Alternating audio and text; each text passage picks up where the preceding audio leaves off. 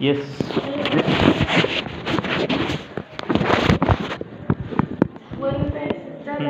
Yeah.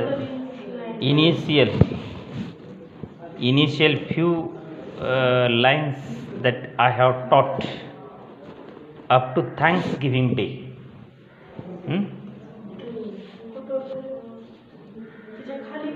Soapy. Yes. First of all, let me connect the link of my lesson, and where the passage that I taught, rest of the thing or rest of the passage that I will explain. Once again I will read this passage. How to read in English with proper stress and intonation. I would like to give you a sample of reading scheme. So all of you all see on page number 28 वर पहा सगळेजण. 28 वर. Soapy left his bench and strolled out of the square and across the level sea of asphalt, where Broadway and Fifth Avenue flow together. Up Broadway he turned and stopped at a luxurious cafe. Where did he stop? He stopped at luxurious cafe. Soapy had confidence in himself from the lowest button of his vest upward. He was 7 and his coat was trim and his neat black bow had been presented to him by a lady missionary on Thanksgiving Day. So see each and every words in this passage carefully, how to pronounce and how to read it. So this is time for you to pay your total attention. When did lady missionary offer black bow to this American citizen whose name was Soapy? When did the lady missionary offer black bow? Black bow या lady मिशनरीने केव्हा दिली? कोणत्या दिनाचं औचित्य साधून तिने ते भेटवस्तू दिली? Specially on Thanksgiving day. If only he could reach a table in the restaurant unsuspected, success would be his. The portion of him that would show above the table would raise no doubt in the waiter's mind. A roasted mallard duck, thought Soapy, would be about the thing with a bottle of wine and then some cheese, a cup of coffee and a cigar. $1 for the cigar would be enough. The total would not be so high as to call forth any extreme of revenge from the cafe management, and yet the meat would leave him filled and happy for the journey to his winter island. So the writer O. Henry, not A.G. Gardner, O. Henry is going to present the man like Soapy in his literature, in his story in this way. सोपीला present करण्याचं काम, वाचकाच्या समोर या ठिकाणी character ते चित्रित करण्याचं काम ओ हेनरीनं अत्यंत साध्या पद्धतीने केलेलं आहे. बघा, सोपीच्या बाबतीत सोपी हा एक अतिशय एक टिपिकल माणूस, कुठला? अमेरिकन सोसायटीमधला. पण त्याला त्याच्या व्यक्तिमत्वाबद्दल फार मोठा आत्मविश्वास होता. Sophie had confidence in himself from the lowest button of his best upward. त्याला त्याच्या व्यक्तिमत्वाबद्दल फार मोठा आत्मविश्वास होता आणि प्रत्येकाला आपल्या स्वतःच्या व्यक्तिमत्वाबद्दल आत्मविश्वास असणं किंवा राहणं हे खूप गरजेचं आहे. You have confidence about your personality. He was 7 and his coat was trim and his neat. He explained Sophie's external appearance. O. Henry explained Sophie's external appearance. सोफीचं बाह्य रूप कसं होतं ते त्याने वर्णन केलेलं आहे. त्याने सेविंग वगैरे केलेली होती. त्यांचा कोट अतिशय परफेक्ट होता. त्याने परिधान केलेला कोट हा सुव्यवस्थित होता. व्यवस्थित पद्धतीनं त्याची रचना होती. आणि एक ब्लॅक बो लेडी मिशनरीनं थँक्स गिव्हिंग डेच्या दिवशी दिलेली होती. इथंपर्यंत आपण मागच्या वेळेस शिकलेलो होते, मला आठवते. Only he could reach a table in the restaurant unsuspected and success would be his. जर हा माणूस, ज्या माणसाने अंगामध्ये कोट परिधान केलेला आहे, दिसायला ही इज अ जेंटलमॅन. जेंटलमॅनचा अर्थ काय? तो अतिशय सदग्रस्त आहे. कोट परिधान केला आहे, टाय त्याच्यामध्ये एकंदर म्हणजे खूप व्यक्तिमत्व त्याचं आकर्षक आहे. अशा आकर्षक व्यक्तिमत्वावर कोणी ऑब्जेक्शन घेईल का? No, we cannot raise objection. If only he could reach a table in the restaurant. तो रेस्टॉरंट उपाहारगृहातील टेबलापर्यंत जाऊन पोहोचल्यावर कोणीही त्यावर ऑब्जेक्शन घेतलं नाही की हा एक लोफर माणूस आहे. कशावरनं त्याने ऑब्जेक्शन घेतलं नाही? Because his dress was like that. He weared coat. त्याने कोट परिधान केला होता. Success would be his. आणि यश त्याच्या पाठीमागं होतं किंवा तो यशस्वी ठरणार होता. The portion of him that would show above the table would raise no doubt in the waiter's mind. Suppose आता इथून त्या टेबल फूट केवढा असतो? असा एक असतं ना, एक 2 फूट, 2.5 फूट, 3 फूट. त्याच्या खालचं त्याला काही वेटरला काही दिसला नाही. पण अगदी कमरेपासूनचा जो भाग होता त्यानं कोट परिधान केला होता. वाटल्यास डोळ्याला तो चष्मा त्याने परिधान केला असावा किंवा his personality was so attractive. And even the waiters mind there be no doubt. या वेटरच्या मनामध्ये सुद्धा कदापिही शंका आली नाही की हा एक लोफर आहे आणि तो हॉटेलमध्ये आलेला आहे आणि याला आपण खाणावं काही द्यायचं नाही. अशा पद्धतीचं त्याचं वर्तन त्या सोफीचं. The portion of him that would show above the table would raise no doubt in the waiter's mind. Even the waiter, he did not take any objection about the existence of Sophie, whether he would pay the money, pay the bill or not. Even waiter is not doubtful. He was not doubtful about his existence. Existence अर्थ काय? अस्तित्व. त्या सोफीच्या अस्तित्वाबद्दल even वेटरच्या मनामध्ये सुद्धा काही शंका आली नाही की तो बिल देईल किंवा नाही देईल. जे प्रथमदर्शनी तो कसा दिसून येत होता वेटरला सुद्धा? Just he was a gentleman. He was gentleman. जेंटलमॅनचा अर्थ काय? तर एक सभ्य माणूस आहे. सभ्य माणूस आहे आणि त्याच्याकडं तो बिल वगैरे पे करील 100%. तो बिल पे करणार नाही असं काही कोणाला वाटलं होतं का वेटरला वगैरे? नाही. Yes. The portion of him would show above the table would raise no doubt in the waiters mind.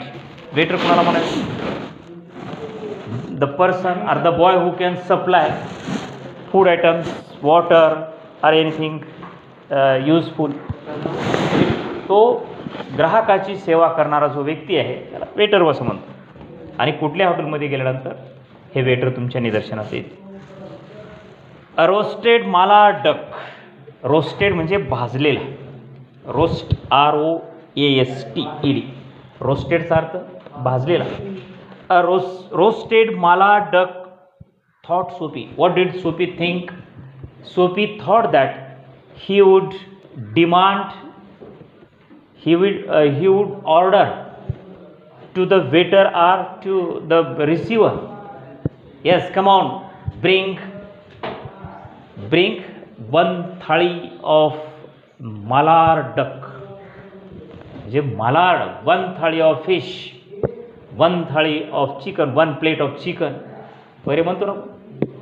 एका हॉटेलमध्ये गेल्यानंतर चिकन बिर्याणी किंवा आणखी कुठली चायनीज डिश वगैरे वगैरेची ऑर्डर आपण त्या ठिकाणी पारित करत असतो. मग या सोफीच्या डोक्यामध्ये विचार आला. Sophie thought that. या शब्दाचा अर्थ काय? सोफीने विचार केला की आता आपण एक मालाड, रोस्टेड मालाड डकचं आपण काहीतरी आयटम मागवावं. आता तुम्ही एक मोठमोठ्या वेस्टर्न कंट्रीजमध्ये जर गेलात तर मुलाडो अशा पद्धतीचं असं रोस्ट करून ठेवलेले असे हे असतात, ते भाजून ठेवलेले असतात. आणि मग those who are interested demand Latur को है के है ना. हां, बाहेर देशात लातूरमध्ये झाले. अरे ते बाहेर देशातून आपण लातूरमध्ये आलेले. Yes, that western culture that we have been accepted, we have adopted. Adopt केलेले ते आपण. आता that is item, food item which is to be utilized by the yes people. ते आपण त्याचा वापर करतो, ते आपण खातो. वी ईट इट, खातो की रे आपण. नाही, ते तू खात नसशील मग तो भाग वेगळा आहे. पण आता तू एकटी खात नाहीस म्हणून दुसऱ्या काही खायच्या टाळायचं घ्या, नाही, तिचा तो भाग आहे ना. Some are vegetarian and some are non-vegetarian. त्या दोन्हीमध्ये गट येतो, एक व्हेजिटेरियन अँड नॉन व्हेजिटेरियन. आता तू व्हेजिटेरियनमध्ये purely vegetarian, some are non vegetarian. आता काहीला व्हेजिटेरियन आवडतं, काहीला नॉन व्हेज वगैरे असं काही. आता तो त्याच्यामध्ये मी फार जात नाही खोलवर. अ रोस्टेड मालाड डक. सोफीच्या डोक्यामध्ये आयडिया आली की आपण भाजलेलं मालाड पक्ष्याचं मांसची डिमांड करावी. डक म्हणजे बदक, तो पक्षीच आहे ना, का वेगळा काही प्राणी आहे का? नाही, mallard duck. Yes, he thought that to order, he order roasted mallard duck. He would like to eat the meat of mallard duck. त्याला इच्छा झाली की मालाड पक्ष्यांचं आपण, जसं आपण इथं महाराष्ट्रामध्ये चिकनला प्राधान्यक्रम देत असतो किंवा कोणी फिशला प्राधान्यक्रम देत असतो वगैरे वगैरे हॉटेलमध्ये. हां, okay. He would be about the thing with a bottle of wine. आणि मग मालाड डकचं ही डिमांड केल्यानंतर त्याला आणि दुसरी इच्छा कुठली झाली? Yes, he would be about the thing with a bottle of wine. A bottle of wine म्हणजेच त्या ठिकाणी he was a drunken man. त्याला पिण्याची सवय होती कदाचित. तर पाणी पिण्याची सवय होती का? आता वाईनचा उल्लेख इथं आला आहे म्हणजे डेफिनेटली वाईन म्हणजे काय? शराब. हा, शराब पिण्याची सवय होती त्याला. म्हणजे Sophie thought to demand a bottle of wine. Then some cheese एक पदार्थ आहे, वन फूड आयटम्स. चीजची मागणी केली तिने. आणि त्यानंतर पुन्हा आणखी काय मागणी केली? What did you? A cup of coffee and cigar. आता कॉफी तुला आवडते? Do you like coffee? Coffee आवडते. कॉफी बनवल्यानंतर त्याचा एक वेगळा आस्वाद येत असतो. कॉफी खरं तर काही माणसं आवडीनं कॉफी करत असतात. कॉफी म्हणल्यानंतर आपल्या तोंडाला पाणी सुटत असेल कदाचित. Coffee, I like coffee also. मला पण कॉफी आवडते. आता कॉफीची मागणी या कोणी केली? सोफीनं केली. Soapy demanded a coffee, a cup of coffee.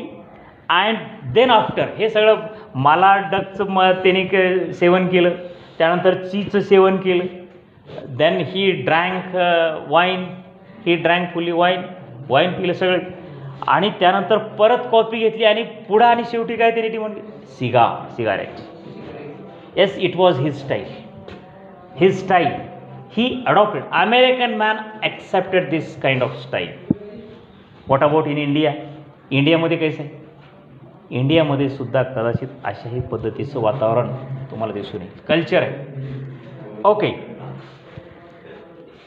Yes, total one cigar, $1 for the cigar would be enough. एक सिगारेट करिता किती म्हणजे मनी रिक्वायरमेंट आहे, किती पैसे? Only $1. $1 is equal to what is the value of $1 in Indian currency? 80 rupees. आता सध्या now days what is the value of $1? 80 rupees. Okay, doesn't matter. आता किती मी डॉलरच्या, अमेरिकेमध्ये जर नोकरी मिळाली तुम्हाला तर डॉलरमध्ये पैसे मिळतील, आणि मग ते dollar, American dollar converted into Indian currency. समजा $1ची किंमत जर 80 रुपीज असते, 80 इंटू $10,000, किती गुणा करायला? 80 इंटू $10,000, 80,000, बरोबर आहे.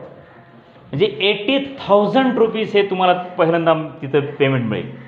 मग $20,000, $30,000, $1,00,000, मग पुन्हा भारतीय इंडियन करन्सीमध्ये त्याचे कन्वर्ट करा, तेवढे पैसे तुम्हाला त्या एका महिन्याला मिळतील पगार. जर इंजिनियर म्हणून तिथे गेलात तर, किंवा एक लेक्चरर म्हणून तिथं अमेरिकेमध्ये रुजू झाला तर, you will get 1,000 rupees. Number of Indians are going to settle there in America.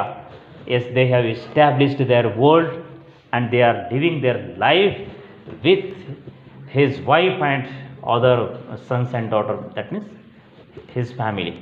अतिशय सुंदर पद्धतीचं जीवन ती जगतात अमेरिकेमध्ये सुद्धा. Okay, doesn't matter. So this is the culture of America. ही काय आहे? अमेरिकेची संस्कृती इथं ओ हेनरीनं आपल्यासमोर कथन केली. $1 for the cigar would be enough.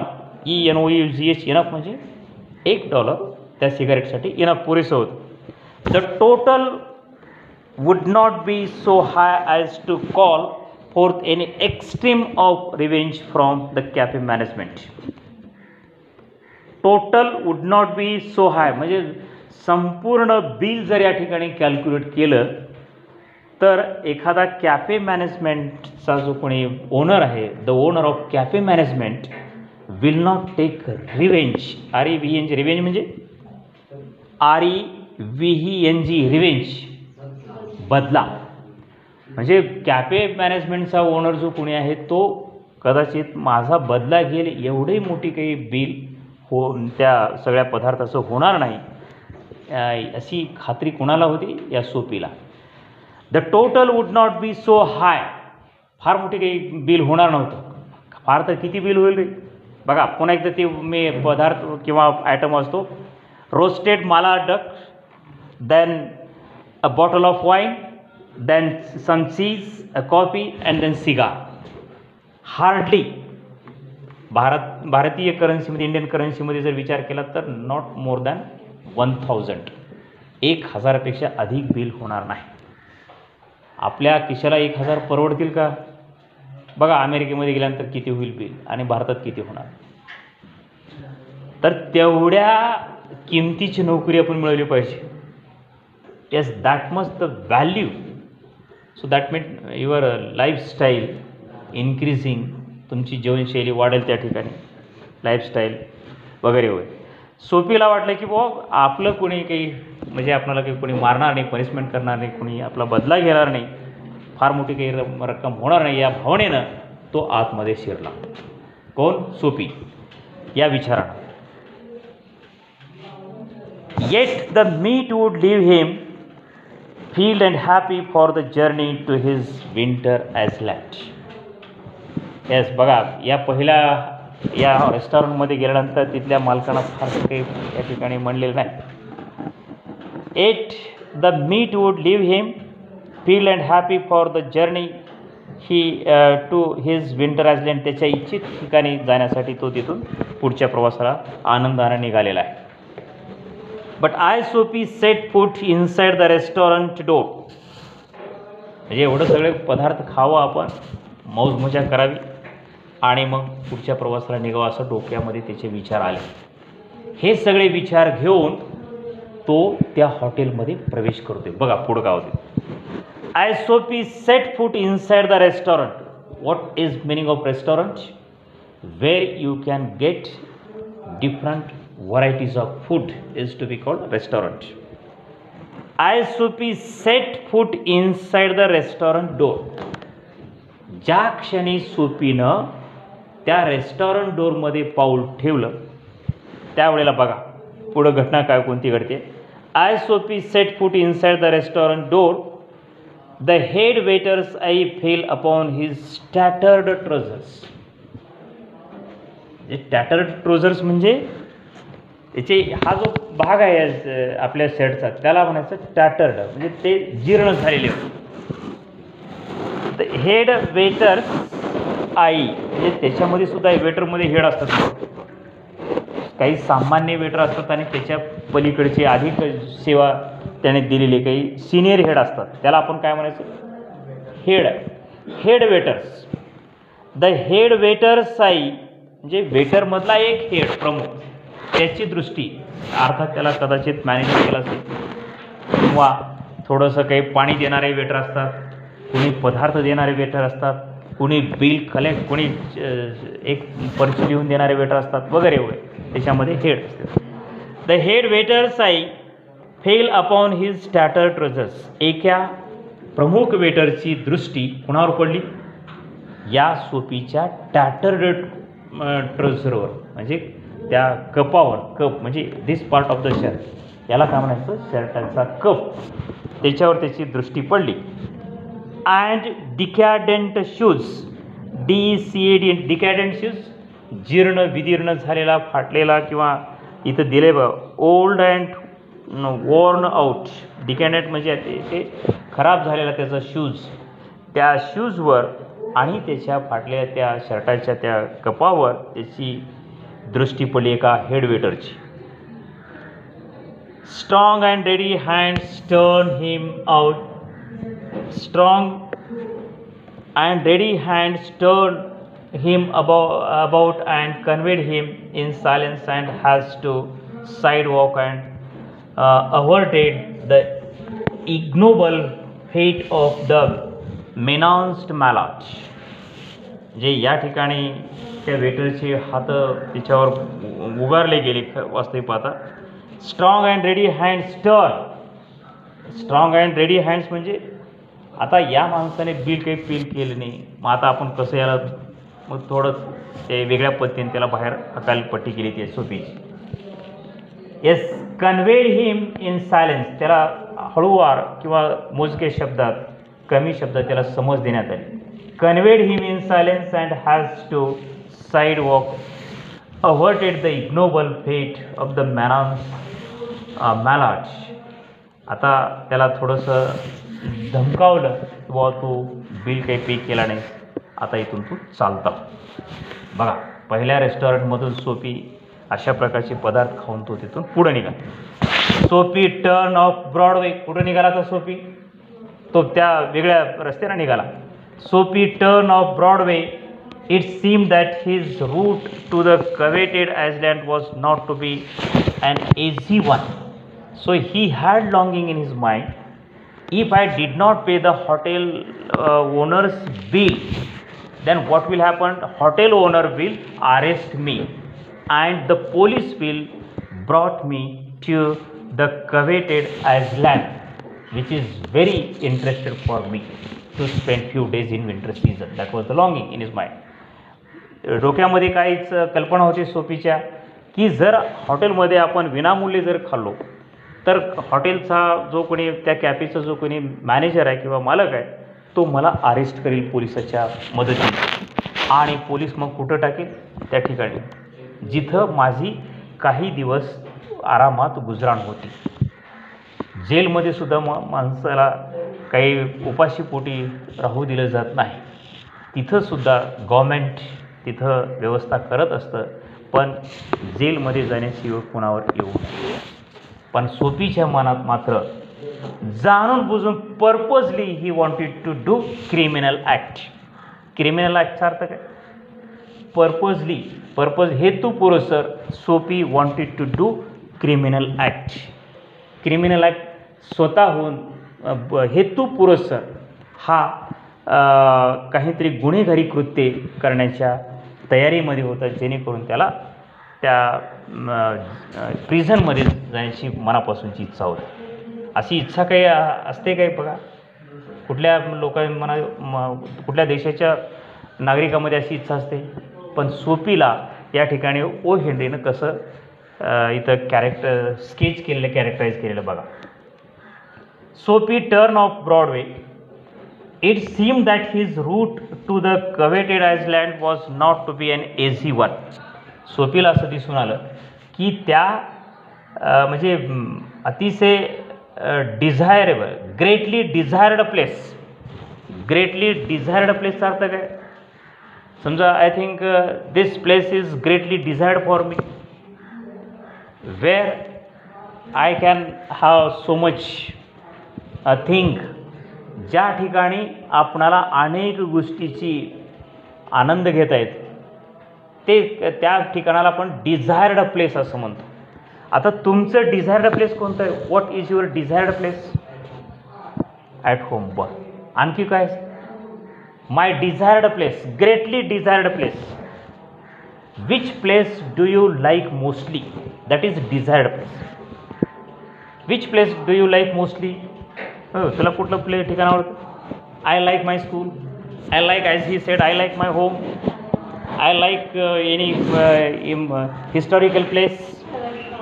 हां, आता सोफीच्या जीवनातलं एक डिझायरेबल प्लेस होतं, ते कोणतं? S, winter island. एक हिवाळ्याच्या ऋतूमध्ये एक सुंदर असं ठिकाण आहे अमेरिकेमध्ये की तिथं बरेचसे लोक जाऊन तिथं आपलं जीवन व्यतीत करत असतात. बघा, Sophie turn off Broadway. It seem that his route to the coveted Iceland. इच्छित स्थळी, कवेटेड आयसलँडचा अर्थ काय? इच्छित स्थळी. त्याला तिथं म्हणजे इच्छा होती मनातून, परंतु तिथं जाण्याचा मार्ग काय? That was not easy for him. Easy विनाकारण कोणी कोणाला तुरुंगात नेऊन डांबते का? हां, विनाकारण कुणी कोणाला उचलायचं आणि तुरुंगात नेऊन टाकायचं? काहीतरी त्याला गुन्हेगारी कृत्य केलं पाहिजे. गुन्हेगारी कृत्य केल्यानंतर definitely police will arrest you and he will send you in to the jail. That is the proper way. पण हा काही इथं मार्ग नाही. समजा तुम्ही भोजन केलात, कायद्याच्या दृष्टिकोनातून that is not a punishment, that is not a criminal act.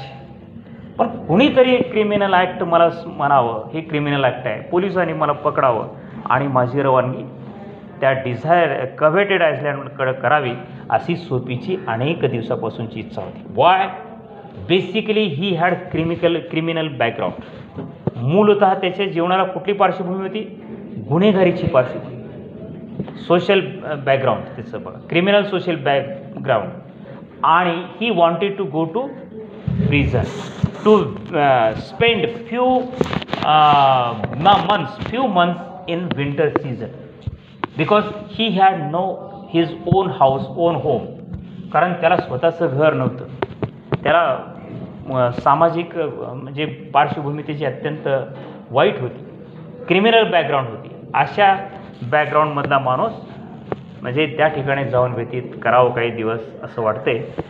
What happen further? पुढं काय सांगतात लेखक बघा. It seem that his route to the coveted island was not to be an easy one. त्या ठिकाणी जाण्याचा त्याचा जो मार्ग होता, तो मार्ग फारसा सोपा नव्हता. It was so difficult way. It was so difficult way. तो एक खडतर मार्ग होता. It was not so easy one. Some other way of entering the limbo must be devised. आता दुसरा एक मार्ग त्या ठिकाणी जाण्याचा त्याने पत्करलेला आहे किंवा ॲक्सेप्ट केलेला आहे, फॉलोअप केलेला आहे. Some other way of entering the limbo. Limbo या शब्दाचा अर्थ काय? Border place. एक विशिष्ट असं ठिकाण. आता आपल्याकडं वाघा बॉर्डर आहे का, वाघा बॉर्डर किंवा अनेक प्रकारच्या काही महाराष्ट्रामध्ये काही ठिकाणं आहेत, त्याचा नामोल्लेख मी या ठिकाणी करणं टाळतो. I would like to avoid. आता त्या ठिकाणचा उल्लेख करणं म्हणजे ते योग्य नाही, परंतु इथं मात्र निश्चित रूपानं लिंबोसार ते बॉर्डर प्लेस दिले. समजा तुमची रवानगी बॉर्डरवर जर करण्यात आली तर वाघा बॉर्डरवर बघा त्या ठिकाणचं वातावरण कसं असतं. Okay, some other way of entering the limbo must be devised. आता त्या ठिकाणी जावं, काही दिवस आपले घालवावेत असं या सोपीची मनापासूनची इच्छा होती, म्हणून त्यानं दुसरा मार्ग पत्करला. Come on, what is the next way? At a corner of 6th Avenue, electric lights and cunningly displayed wares behind plate glass made a shop window attractive. At a corner of 6th Avenue, 6th Avenueच्या एका कॉर्नरवर, एका कोपऱ्यावर. What is 6th Avenue? काय 6th Avenue? 5th Avenue, 6th Avenue, Broadway, these are some places in America, roads in America. या 6th Avenueच्या एका कोपऱ्यावर, at a corner of 6th Avenue, electric lights, shop of electric lights. Electric लाईट्सचा अर्थ काय? जिथं आपणाला काही विजेच्या वस्तू, म्हणजे फॉर एक्झाम्पल बल्ब्स असेल, वायर असेल किंवा केबल वायर असेल किंवा अन्य कुठल्या फॅन असेल, ह्या काही इलेक्ट्रिक वस्तू तिथं मिळतील, असं एक ते shop. At a corner of 6th Avenue, electric lights and cunningly displayed wears behind plate glass made a shop window attractive. For example this is glass window. या ग्लास विंडोला अट्रॅक्टिव्ह, आकर्षित बनवण्याच्या उद्देशानं काही वस्तू त्या प्लेट ग्लासच्या मागं डिस्प्ले केलेल्या होत्या. डिस्प्ले करणे याचा अर्थ काय? So if you take an example of your own house, एका आपण ज्या लिव्हिंग हॉलमध्ये अशी मोठी विंडो असतो आणि त्या विंडोवर आपण काही ती डिस्प्ले करत असतो, म्हणजे that will be made attractive. आकर्षक दिसण्याच्या दृष्टिकोनातून काही फुलदाणे ठेवत असतो, काही प्लांट्स ठेवत असतो किंवा अन्य कुठले काही ठेवत असतो आपण. So what is purpose behind that? It should be attractive. ते अट्रॅक्टिव्ह दिसावे या दृष्टिकोनातून. So behind plate glass made are displayed few wares. WERS wares म्हणजे काही छोटी मोठी वस्तू, काही भांडीकुटी, ते ग्लास विंडो आकर्षक दिसावं या दृष्टिकोनातून ठेवलेलं होतं. मग व्हॉट डिड सोपी do? Soapy took a stone and he dashed it through the glass. सोपीने एक असा दगड उचलला आणि कुठल्या दिशेनं भिरकावला त्याने? ज्या ग्लास विंडोमध्ये काही वस्तू असं डिस्प्ले केलेलं होतं त्या दिशेने त्याने भिरकावला. तर काचेच्या ह्या याच्यावर जर दगड मारला तर काय होतं? That will be broken down. Broken down म्हणजे ते नष्ट होऊन जाईल किंवा त्याची तोडफोड होईल. ए सोपी took a stone and dashed it. पहिली घटना कुठली घडल्या बघायच्या तुम्हाला. Rearrange the following events in proper sequence. प्रश्न कसा विचारला जाईल? Rearrange the following events in proper sequence. तिथल्या काही घटना ह्या पुढं मागं दिल्या असतात. मला वाटतं पहिला प्रश्न कुठं दिलेला मी आहे. पहिली जी तुमची चाचणी परीक्षा झाली त्यात मी दिलेलं आहे त्या ह्याच्यामध्ये, म्हणजे ॲस्ट्रॉलॉजर्स डेवरला दिलेलं आहे. तर इथं बघा पहिली घटना कोणती घडली? Soapy took a stone. STO आणि स्टोन म्हणजे दगड. Soapy took a stone and dashed it through the glass window. त्याने एक दगड घेतला आणि त्या खिडकीच्या दिशेनं काचेच्या खिडकीच्या दिशेने त्याने भिरकावला. People came running round the corner. The peoples those who were standing at the corner. जे लोक त्या कोपऱ्यावर थांबलेले होते ते लोक धावत धावत त्या घटनेकडे आले. People came running, RUNNING running. धावत धावत लोक तिथं आले, गर्दी केली लोकांनी. A policeman in the lead.